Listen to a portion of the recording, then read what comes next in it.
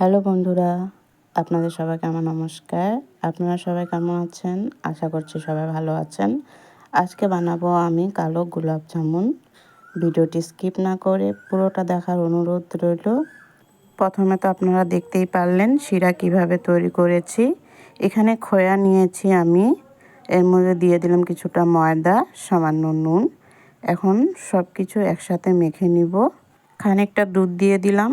এখন ভালো করে মেখে নিব। আপনারা দেখতেই পাচ্ছেন কতটা সফট একটা ডো তৈরি হয়েছে। ছোট ছোট করে লেচি কেটে নিলাম, গোল আকার দিয়ে তেলের মধ্যে ভেজে নিব। আমি এখানে তেলটা উষ্ণ গরম করেছি। আমি এখন সব গোলাপ জামুনগুলো ভেজে নিব। ভেজে নিয়ে যে শিরায় দিয়ে দিয়েছি, এখানে অনেকটা স্কিপ হয়ে গেছে, আপনারা কিছু মনে করবেন না। ভিডিওটি ভালো লাগলে একটি লাইক দিবেন।